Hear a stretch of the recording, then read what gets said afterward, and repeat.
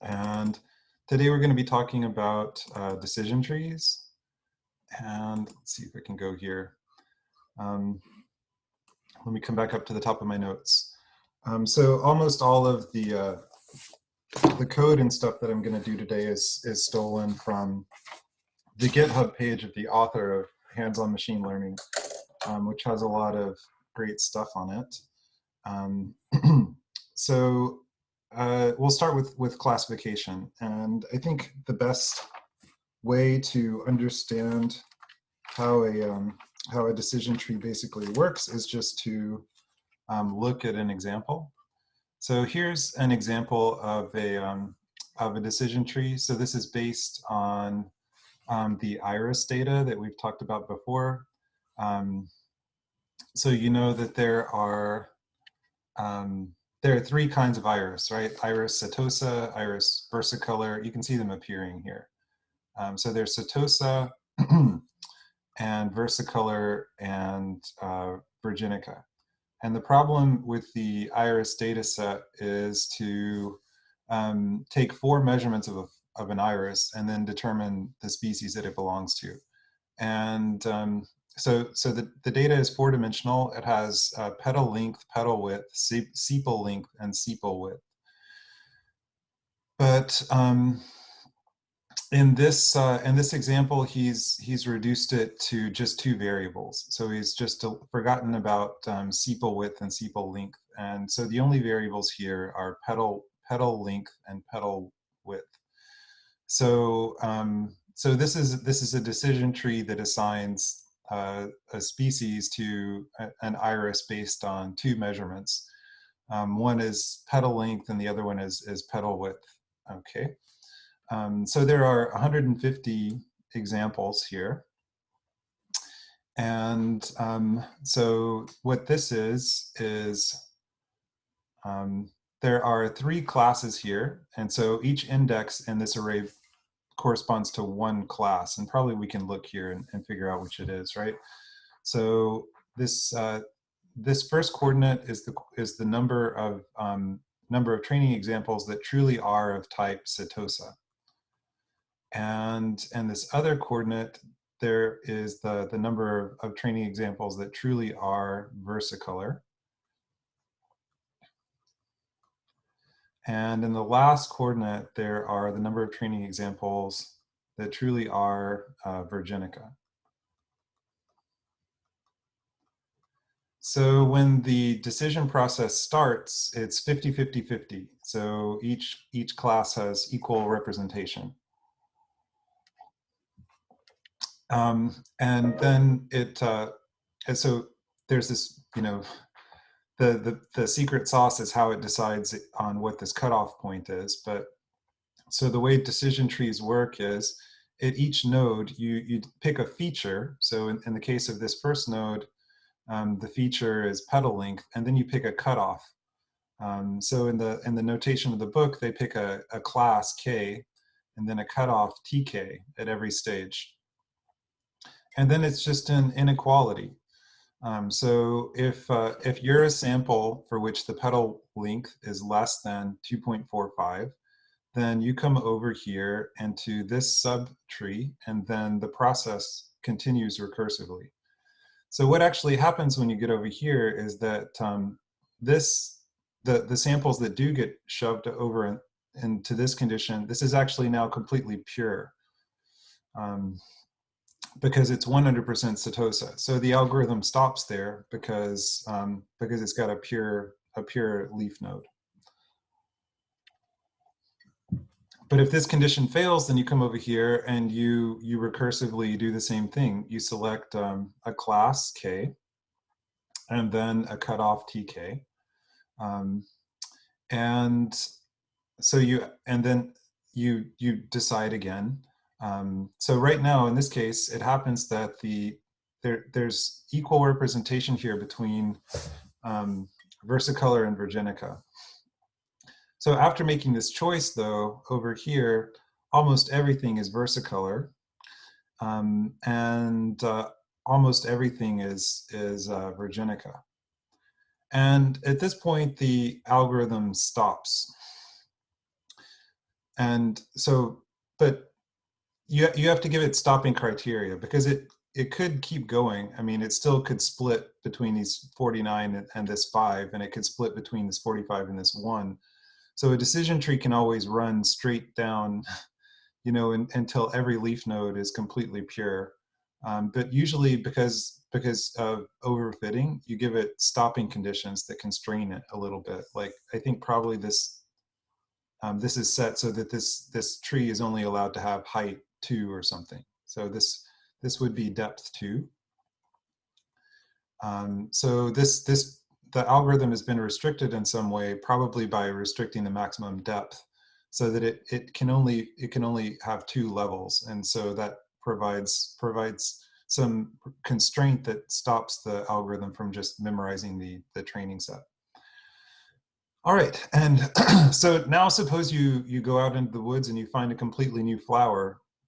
So this just gives you a series of diagnostic questions, and you respond and then follow the appropriate branch, and then after a couple of times here, you've arrived at a prediction. So if you end up in this box, then the prediction is versicolor. If you end up in this box, then the prediction is virginica, and if you end up in this box, then the prediction is setosa.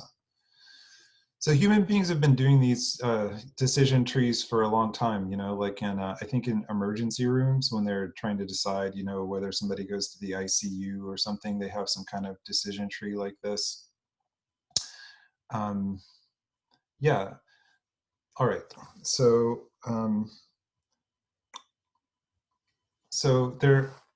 notice that there is this, this thing that we haven't talked about yet, but which might be standing out here. There's this quantity right here, Gini. So this is the name of an Italian economist. I forgot his first name, but his name is Gini. He's also the guy who came up with the Gini coefficient for, it's a measure of how unequal a country is.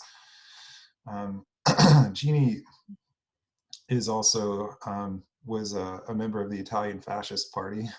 So I don't know I don't know. But anyway, so this is named after him. So what you'll see is it's a measure of purity. And I know that purity plus fascism is a little bit uncomfortable, but everybody uses that language, so I'm just going to go ahead and use it also. After the criteria for selecting which feature to split on, and also which split to make, is based on this measure of purity. So you can see here where it's completely pure, the Gini measure is 0. Here it's 50-50 split, and so the Gini measure is 0.5. And then over here it doesn't go to 0, but it does get very low. So here the Gini is 0.4, and over here the Gini is 0.16. Okay, so let's talk a little bit about how those values are produced.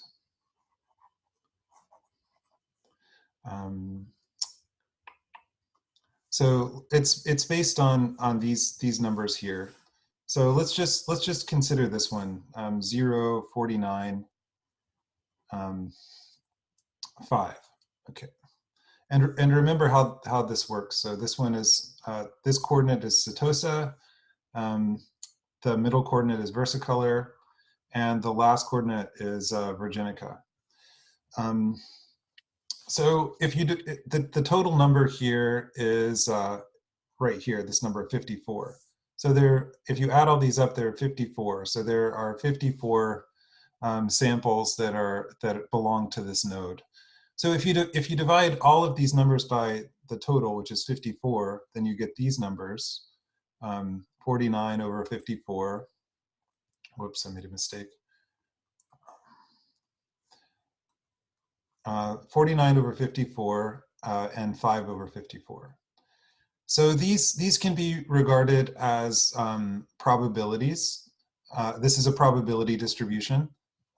So what is a probability distribution? It just means all these numbers are positive and they sum to 1, or non-negative and they sum to 1.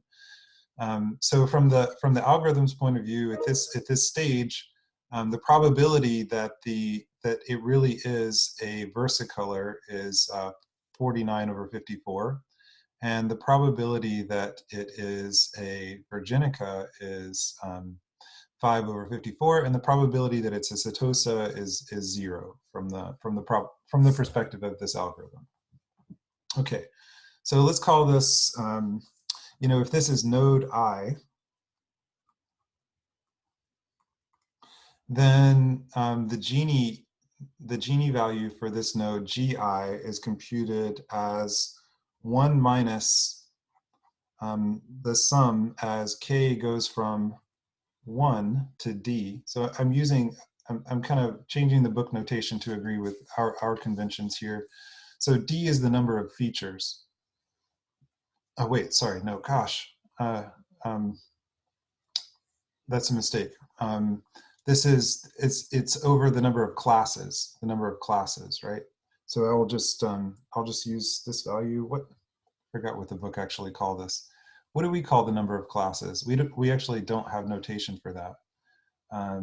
So should we call it C, I guess? So C is the number of classes, which in this case is 3.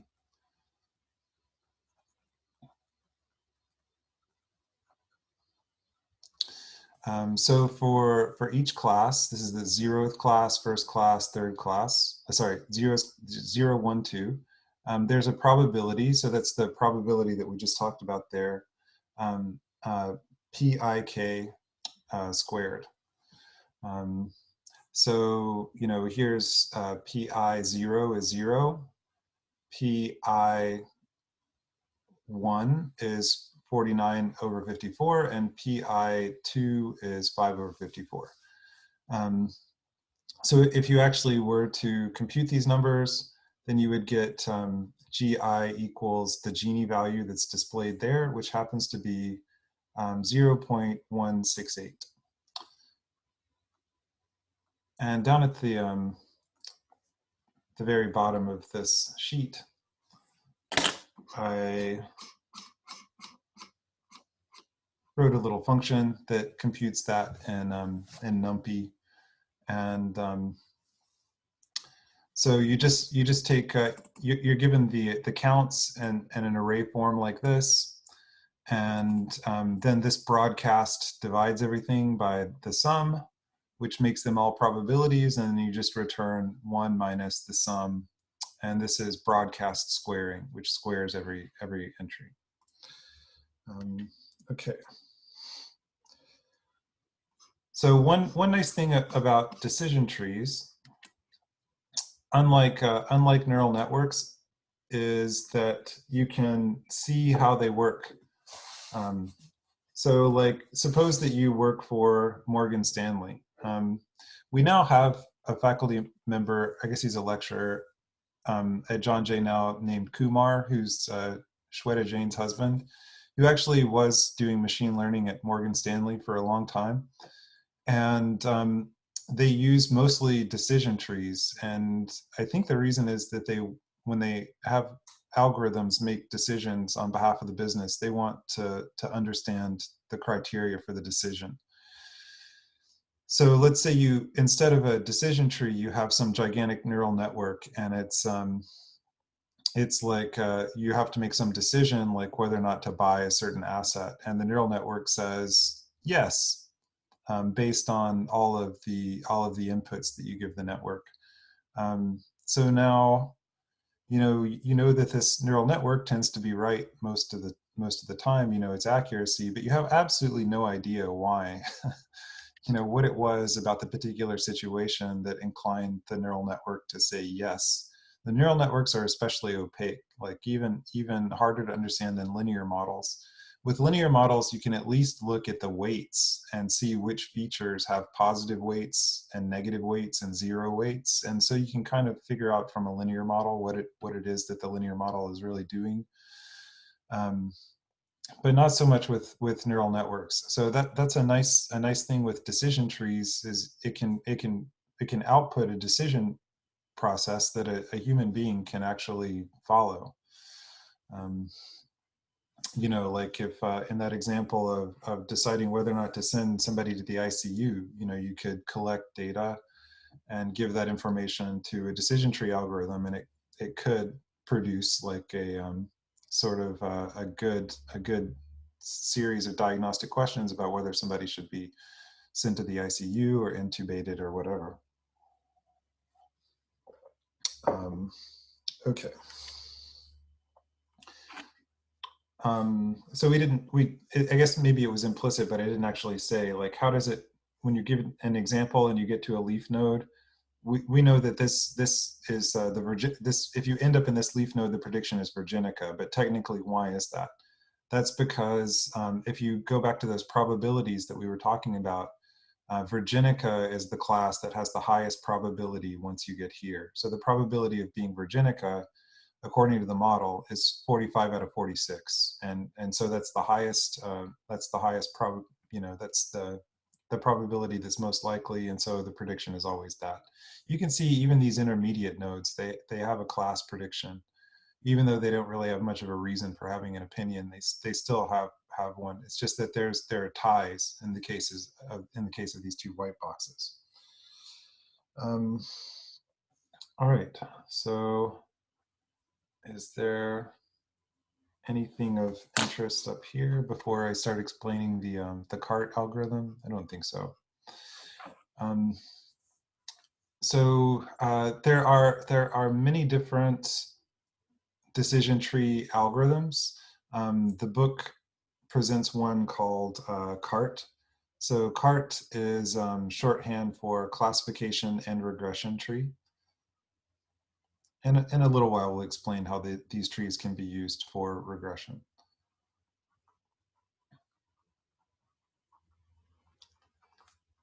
Okay.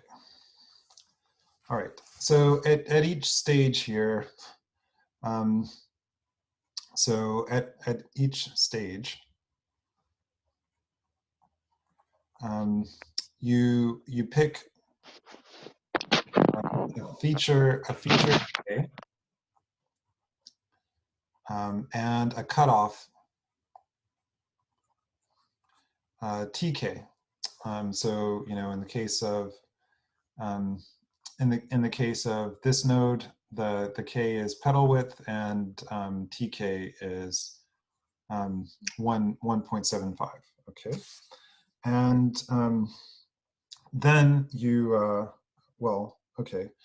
So how do you pick K and TK? So you want to pick these so that they result in the sort of the purest new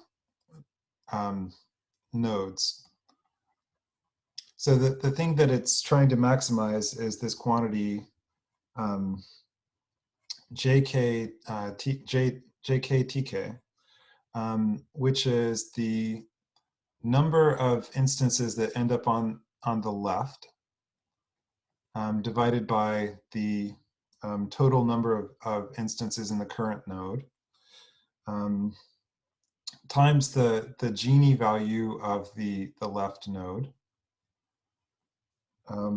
plus the number of instances that end up on the right, divided by the total number of instances in the current node, times the Gini value of the right-hand side. So here, you know, let's just say we're trying to make the policy at this node. So there's two features that you could consider: petal width or petal length. And there are a lot of different cutoffs that you could consider. So how do you generate all the cutoffs? You know, maybe you have like you just go through by 0.1 or something, or you split the range of possible values into like 100 different pieces. You have to have some policy for that. So for each one of those choices, the resulting split has some number of samples on the left here. So just to do this particular case, the number of samples on the left ends up being 54. But the number of samples in the original node was 100. And then the Gini value on the left ends up being 0.168. And now we can do the same thing over here. So the number of samples that end up on the right is 46. And you divide that by 100. And now the Gini value is 0.043. So you can think of this as like weighted purity or something like that. So the choice of K and TK that minimize this, you want Gini to be as close to 0 as possible, are the K and the TK that are selected. Then you actually do the split, and then you do that recursively for the child nodes. So here we only got to see one recursive step because we stopped here because there was total purity, so there's no reason to keep going. And the policy of the learning algorithm could be to just keep going until it's totally pure. But the problem is that the training, if you do that, then the training error is always going to be 100%, which should training error is 0. The training accuracy is 100%, which should always like set off alarm bells, because it probably means that you're overfitting the training data, and the model that you come up with might not generalize well. So you need to impose some kind of stopping criteria, like we've already talked about max depth. So it might be that you only allow the tree to be depth 2 or something. And there are all kinds of other conditions that you can impose, like maybe for something to be a leaf node, you require it to have at least 25 instances or something. So that will force splitting to stop, because if you have, this guy has 54, and if there's no way to split such that each leaf node has at least the minimum number of instances that it's required by the regularization condition, then it won't split. And so that'll just make the entire tree less complicated. So we're always operating from the point of view of Occam's razor. Occam's razor is, we want the simplest possible tree that fits the data.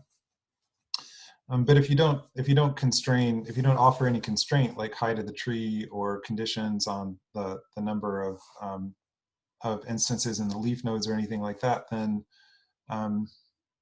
then you get something that fits the data, but you don't get the simplest thing that fits the data. So you just have to introduce some criteria for simplicity so that you can pick the simplest hypothesis that fits the data.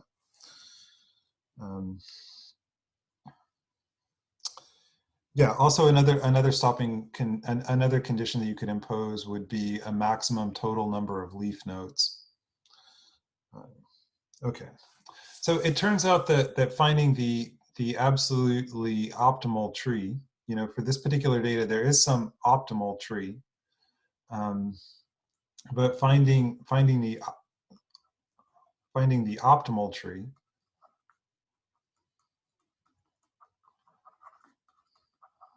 is NP complete. So we just gave an algorithm, namely the CART algorithm, for finding a tree, but it doesn't find the optimal tree. It uses kind of a greedy strategy. So it makes the decision that seems best when you're at this node, but it might be that if you had like delayed gratification, and not, so the greedy strategy has no delayed gratification. It always does like the superficially best thing at each step. It makes what seems to be the best split at each step. So it works well in practice, but aside from the tree that the CART algorithm produces, there really is some tree that sort of works best in the sense that it has the best out of sample error and stuff like that. But finding which one it is a discrete optimization problem, and those tend to be NP complete. So so let's talk a little bit about the training time and prediction time.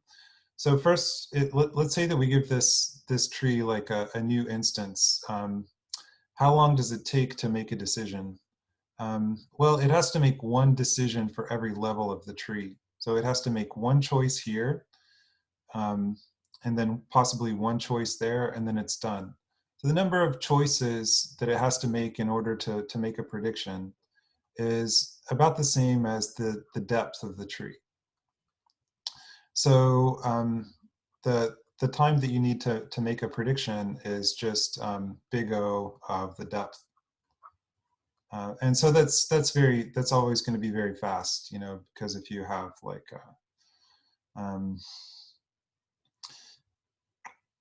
you have at most you have one node for every training instance, and so the depth is going to be at most like log base 2 of n, and even if n is something ridiculously large like a billion, this is still going to be like less than 9. So prediction is going to happen very quickly, and now we can think about training.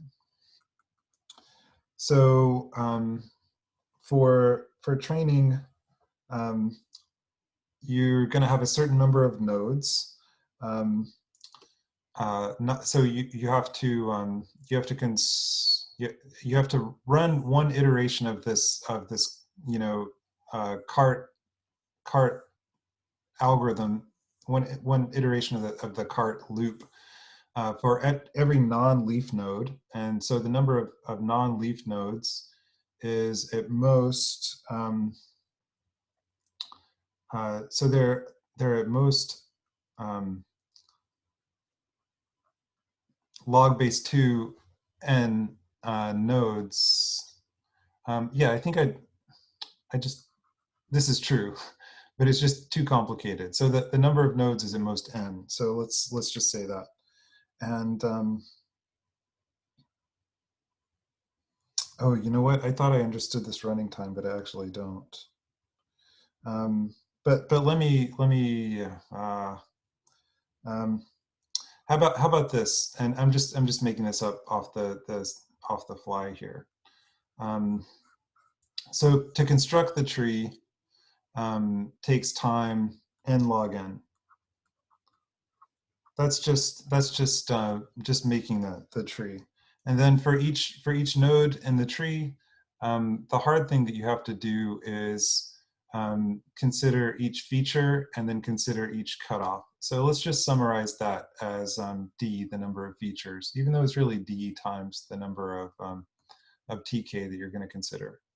So the now you get this as an estimate for the training time, which is not bad. You know, the log, so this is true. It's just my justification is a little bit suspect, but I think my justification is right. So this is going to be pretty small. This is basically like n times d. You know, even if n is something like a billion, then this is going to be at most like 9. So the logarithmic factor is going to be very small. It's mostly just n times d. Okay. So here we explained everything in terms of the Gini purity measure. There's a different measure of purity that's often used called entropy, which you might have heard of before. So entropy is like a measure of its expected surprise. You have some probability distribution. So we're going to just talk here for a minute about entropy. And you don't have to use entropy. You can use Gini, of course. But let's just say something about entropy. So this is entropy in the sense of communication theory. It was proposed by Claude Shannon, like in the 30s or the 40s, and but it had been anticipated by other people. There's also a notion of entropy in physics that was introduced by Boltzmann, and there's another mathematician named Norbert Wiener that had an idea independently that was very similar to this, and also Alan Turing when he was doing code breaking at Bletchley Park. Used a concept that's very similar to entropy. But anyway, let me give you a probability distribution here, and you can think of it as a probability distribution, just like this one on the probability of the outcome belonging to a particular class or something. In fact, let me use that exact value that's right there in that node. Okay. So let's say the probability distribution is given by 50, 0, 0. So after you normalize this by dividing by the sum, this becomes the probability distribution 1, 0, 0. Okay. So now let's say that I draw a value from Setosa, versicolor, and virginica based on this probability distribution. How surprised are you going to be? What's your expected level of surprise at the outcome? First of all, what is the outcome going to be? Can you repeat that question? Yeah, so this is a probability distribution. So just look let's just look at the probability distribution that would go with a coin flip. So this is, with a coin flip, you have half a chance of heads and half a chance of tails. Um, so if I say I'm gonna flip a coin, it's like drawing from this probability distribution. So there's a 50% chance that I say H and a 50% chance that I say T. Another example would be with playing cards. There are 4 different suits in a deck of playing cards. So there are clubs, hearts, aces, or sorry, not aces, hearts, clubs, spades, and diamonds. And so if I draw a card from a deck and all I care about is the suit, then it's like making a draw from this probability distribution. And so there's some uncertainty here as to what the result is going to be. But how much uncertainty is there here about what the result is going to be? A lot, because the No. number 0 to 0. No, what I'm telling you here is that there's a 100% certainty that I'm going to give you Setosa, because Oh, this is, yeah, so this is 1 and the other ones are 0. So the output is with probability 1, the output is going to be Setosa. So when you get to see the distribution, and then what I'm measuring is your surprise once you actually see the result. So your surprise is going to be like nothing, because you knew beforehand that the answer was going to be Setosa.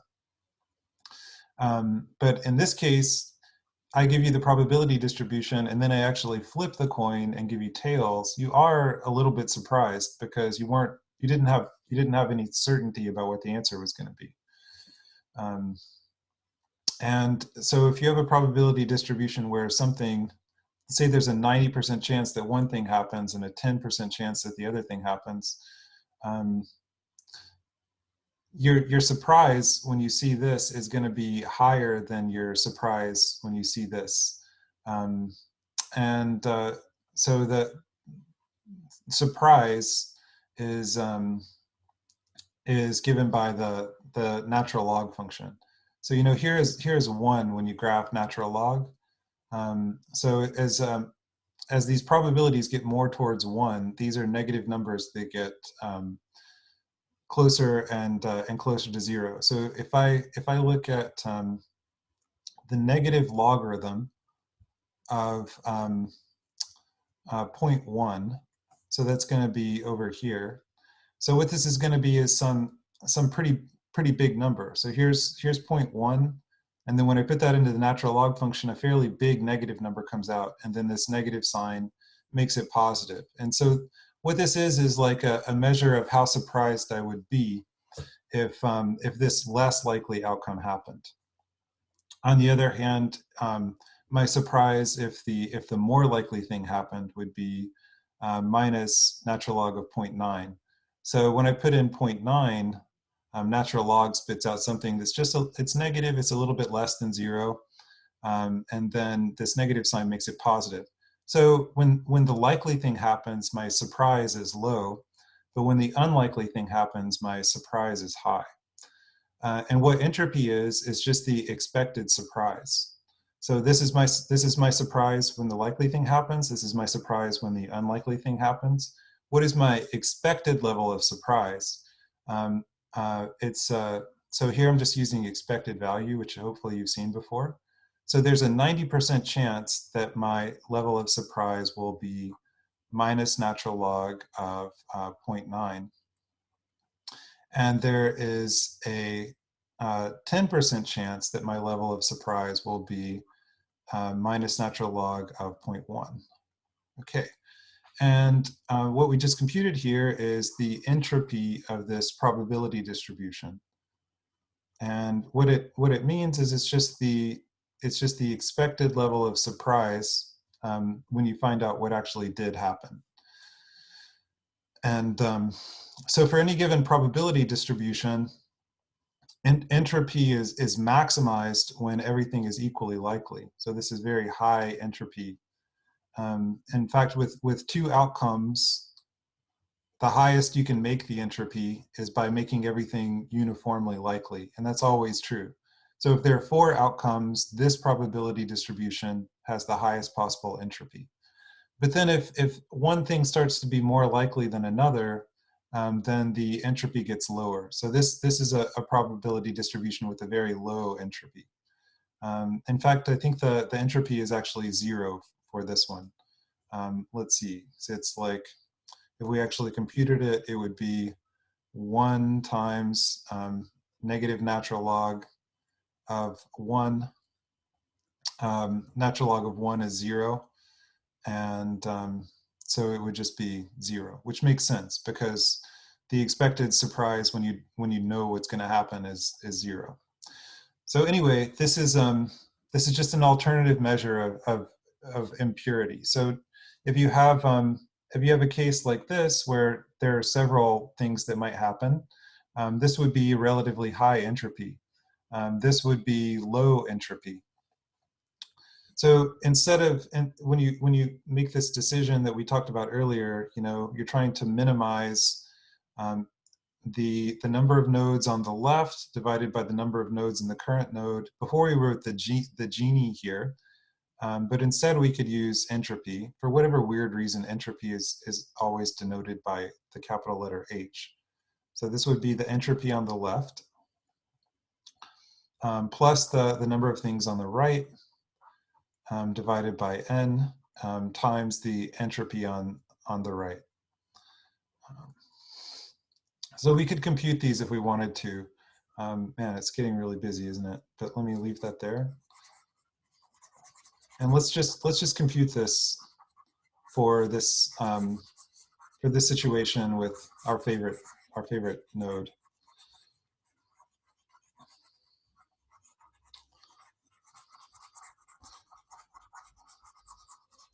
Okay. So in this case, I'm gonna do it for here, and let's do it for this actual split that was chosen. So the number of things that end up on the left is 54. The actual number of samples of the current node is 100, and we had to figure out H here. So what is H left? It is so there's a 0 there. We're just going to ignore the 0. So there's 49 out of 54 probability that our expected surprise is minus natural log of 49 over 54. And there's a 5 out of 54 times minus natural log of 5 over 54. So that's H left, and we could compute that if we wanted to. Plus the number of things that ends up on the right is 46 out of 100, and now we compute H right. And when we compute H right, sorry if this is kind of boring. When you compute H right, maybe you could help me write it here. So what should I write? So there's the 0, we can ignore that, and then there's this 1. So let's deal with that. That is versicolor.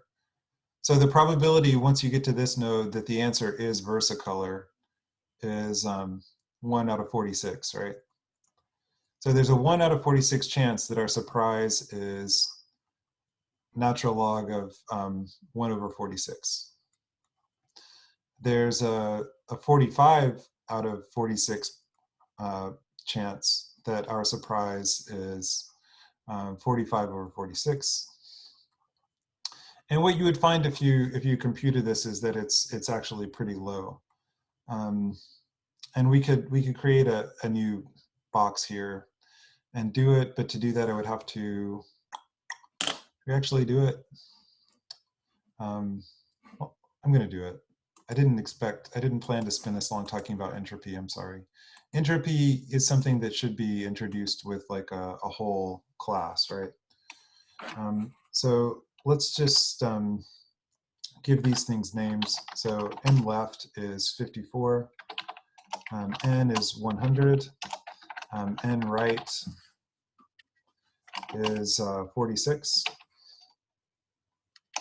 Okay, and so let's do these three probabilities. You have P1, P2, and P3. And so in the case of the left-hand node, let's say in the case of the left-hand node, this is 0, 49, 5, and these are all divided by 54. And on the right-hand side, I'll call these Q, Q2, Q3 equals 0, 1, 45. In my cryptography class, I have a student named Aiden, and Aiden would have told me to shut up and stop explaining, but Aiden's not here. So let's do this. So so the expected, or what do you call it, the score for the split that we have here is the number of things on the left divided by n times the entropy on the left, which is P1 times, I should put the negative sign here, would be the easiest thing, times NP times log P1. So here's another wrinkle. What's going to happen when I put 0 into here? It's gonna freak out. It's going to say NP log of 0 is like is negative infinity, which is annoying. So I'm gonna cheat a little bit. I mean, it would be simpler just to leave that out. I don't know which one is worse. Let's make this 10 to the minus 19. Same thing here, just to stop it from yelling at us. Okay. Minus P2 times np.log P2 minus P3 times np.log P3. Okay, and so that part is done. And now we just change these to Q's and add it over to the other side. So Q, Q, Q, Q, Q, Q, and we change this to right. All right, stupid. So I have unmatched parentheses. That one's unmatched. Oh, it's because I accidentally closed the whole thing there. Okay. Same problem here. Okay.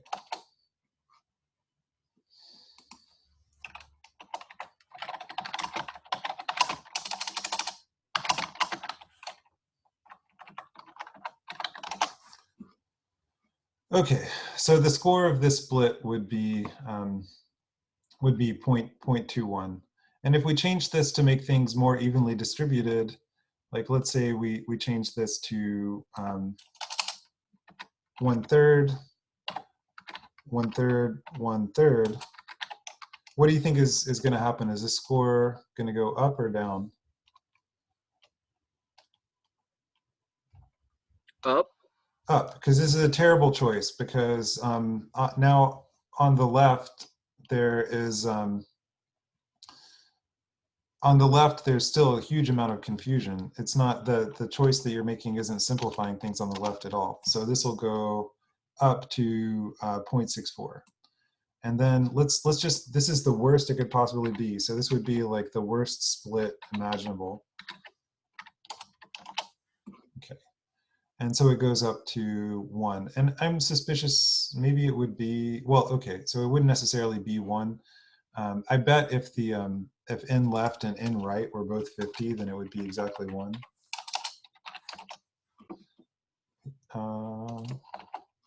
So no, that's wrong, apparently. But anyway, so instead of using Gini, you can use entropy in the CART algorithm or whatever other decision tree algorithm.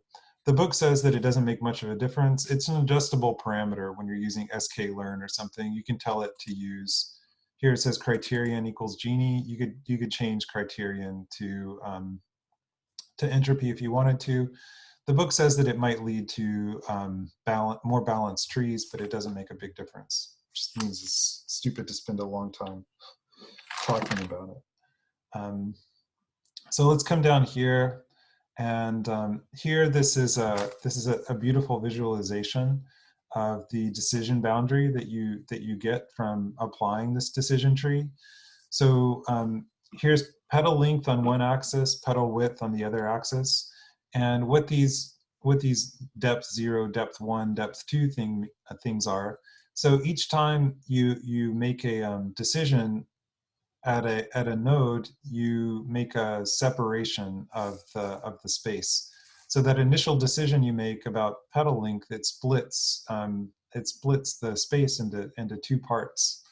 And then over here, all of these are setosa, because this is the node that ended up completely pure. So this region doesn't get further divided. But in this region, the entropy is still pretty high. And so it gets split again. And this turns out to be the optimal split here. It doesn't end up being quite pure, but you can see why this is a good choice. Then these dashed lines show you what would happen if you went on to split further. And you can see that it's starting to get a little bit overtrained if you were to go even further down. Okay, so now let's talk about regularization. So this is a different data set. This is the artificial data set called the Moons data set. And it shows what the decision boundary would look like if you just grew a decision tree with no restrictions whatsoever. And here's what it looks like when you do impose restrictions. So which one of these is going to generalize better? I mean, here we understand the probability distribution that's actually making the moons.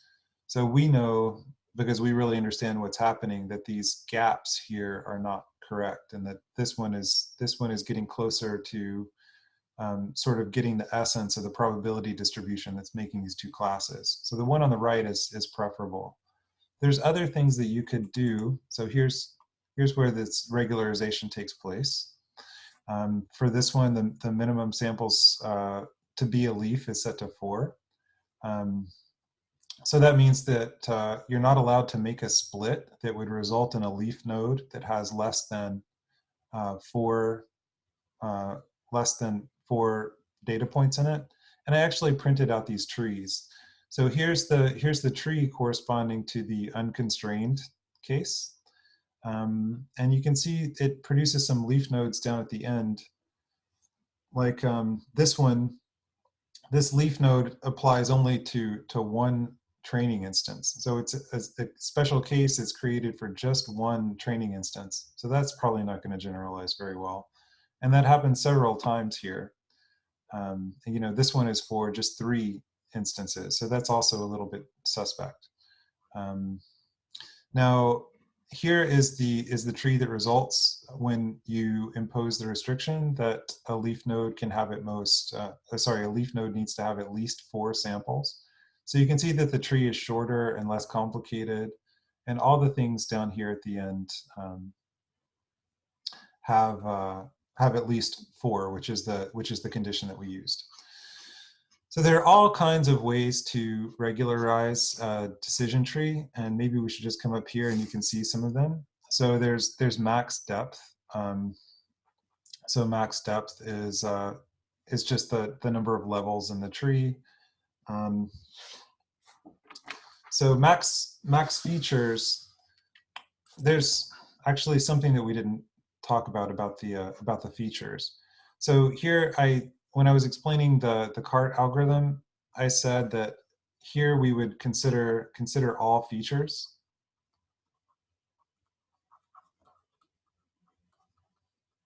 So there's only 2 features here, but you can imagine other problems where there's like, 13 features or 1,000 features. And so you could consider each one and then consider all the possible splits for each one. It turns out that a wise thing to do sometimes is just to consider a few features instead of all of them. So when you start up your algorithm on a new node, you might just, instead of considering every single feature, you randomly select a small number of features and you base your decision on that. So that's a form of regularization. And it's also important for random forests, which we'll talk about later. Random forests are just ensembles of decision trees, and so you make a bunch of decision trees, and they vote on a class. So the idea with that is that you get some kind of wisdom of the crowd. I don't know if you guys have heard of that. Like if all of us looked at a jar of jelly beans and each of us made a prediction about how many jelly beans were in the jar, um, any one of us might be pretty wrong. But then if you averaged all of our guesses, if we had enough people, it would be like astoundingly correct. So that's what you try to make happen when you have when you use, those are called ensemble methods that create a bunch of diverse models and then let them vote. So random forest is a very important model. But the problem with that is the wisdom of the crowd only works if everybody is wrong independently. Um, so like if everybody is wrong in the same way, like let's just say that you have a crowd that's composed of like identical androids or something, every android is going to have exactly the same biases when it makes its prediction, and you're just going to get, the averaging is going to do nothing because every single participant makes the same prediction. So when you create a random forest and you create a bunch of decision trees and then let them vote, you want them all to be sort of wrong in different ways so that those errors cancel each other out. So you want a forest of diverse trees. And one of the ways you get diversity is to not consider all features here, but randomly select the features to consider at each node. So that makes sure that the collection of trees that are in the forest are all diverse. And it's also a way to impose regularization on a decision tree. Okay. Okay, so what else have we got here? Max leaf nodes. So you can say that there are at most a fixed number of leaf nodes, and that will constrain the tree. The minimum impurity decrease. So this is saying don't split unless you get a impurity decrease of at least a certain amount. So here by default it's not used at all, but we could crank this up to like 0.2 or something, and then it wouldn't make a split unless the impurity decrease was at least 0.2. And then this is talking about the same thing, but I don't, off the top of my head, I don't technically know the difference between these two. Minimum samples per leaf, we've talked about that. And notice by default this thing is not constrained at all. It does say max depth equals 2, but that's only because the user specified it here. So by default these things are completely unconstrained. This is the minimum number of samples that you need to have to make a split. So it says 2, which is the sort of the minimum possible value, but you could crank this up to be like 30 or something, and then it wouldn't split if it had less than 30. And so here you have minimum weight fraction leaf. So that sounds kind of complicated, but it's actually just saying the same thing as this, except instead of specifying an absolute number, which it won't be the same number because different training sets are different sizes. So instead of specifying an absolute number, you could say, what fraction of the training examples must be present for it to be a leaf node instead of giving a fixed number. So pre-sorting can speed up training for small data sets. And yeah, so that's it. So we've gone over all the parameters. So those are all the ways that you can regularize a decision tree, at least with the sklearn library, and then you could imagine others. So what else? Also, not CART, but a lot of algorithms use a regularization technique called post-pruning. So with post-pruning, you might make first you make a tree that has no constraints or few constraints, and so maybe you get a big hairy tree like this. And then after the tree is built, you go through and you might kill some children here. Like maybe you prune off these two, and so that makes this one become a leaf node, and then it just predicts the maximum probability outcome. So what should your policy be for when children when children are killed? So one criteria that you might have, let's say that this thing makes a split, and it gets a certain improvement in purity. So there's a chance that just happened by coincidence. So if I have a bunch of blue and red marbles here, so here's a mix of blue and red marbles, and let me add some more blue ones. Okay, and then I come up with some criteria for splitting these things in two. Like these all come over here, and maybe this ends up being blue, blue, blue, and this one ends up being having just the one blue, and then this one ends up having 3 reds, and this one ends up having the other 3 reds. So there's going to be a certain improvement in the purity, and it might have been because of the condition that I chose. Like maybe this is, you know, petal length or something. But there's if I just split the things randomly, there might be a fairly good chance that just splitting it randomly, I get an improvement of purity that's just as good. And so in that case, it would seem like, you know, petal length is giving information about the true class in this case, but it might just be that the improvement in purity was just pure luck. And so with post-pruning, a condition that's often used is statistical significance. So maybe there you operate with like a 5%, a p-value of 0.05. And what that means is for the improvement in purity that you get, there's less than a 5% chance that it was just due to randomness. So it's like the null hypothesis and the non-null hypothesis. So you know, you make this split, and of all splits, if you look at all the splits that you might make just at random, at most 5% of them result in an increase that's at least this good. And so that gives you confidence that the criteria that you use to make the choice is actually doing something. So that's one strategy that you might use for post pruning. Okay. All right, so we should do regression. Let me clear all these. So you can use a decision tree to do regression also. And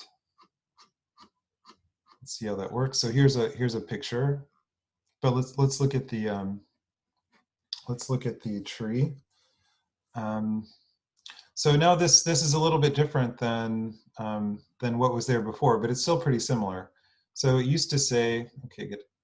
This used to say Gini, but now it says mean squared error. MSE is mean squared error. And so where do these mean squared error values come from? So what that is the mean squared error that would accrue if for your in your regression, if you just predicted, here you have 200 samples here. So what if you just averaged the outputs for those 200 samples and then let that be your prediction? Then you would have a certain mean squared error. So you would make and this, for the examples to which this, these conditions apply, you would just predict the average value. And then you would have some kind of mean squared error that results from the actual data points being far from that average value. So you could actually give the formula here, but I'm not sure it'll be very helpful. So when we get down to these leaf nodes, so what the value is just the average of all the y's that are in this node. So this is just the average y value for all the nodes that end up in this box. This is the number of samples that end up in this box. And what's going to happen is when you are making a prediction on a new instance, if it ends up in this region, you're just going to make the prediction 0.615, and where that came from is it was the average of the training points that ended up in this situation. So with that in mind, let's go back and so annoying how it doesn't erase the drawings, but anyway. So that's what's happening here. So here's a data set. It's just a noisy quadratic data set. It's just a parabola with some noise added. And here is the regression solution found by two different decision trees. One of them has max depth 2, the other one has max depth 3. And these vertical bars show you where the decisions were made. So this vertical bar is the depth 0 decision by the top node. And then to the left, a further decision is made that gives you a depth 1 choice. And then on the right-hand side of the tree, another decision is made that gives you the depth 1 choice. So now there's some stopping condition, like the mean squared error becomes small enough or something. So once you stop deciding, you end up with these regions, and inside each region, you just predict a constant output. And the constant output that you predict is just the average of the y's for the training values that ended up in that box. So everybody see what that is saying? And again, you have to apply regularization in this case too by limiting the depth, or there are other restrictions that you could make in this case.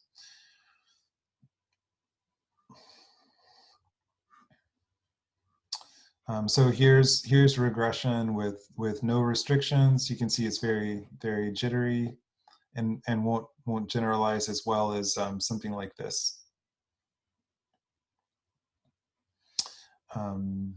Okay, so here you actually have some restrictions. So it's not just fitting every single data point.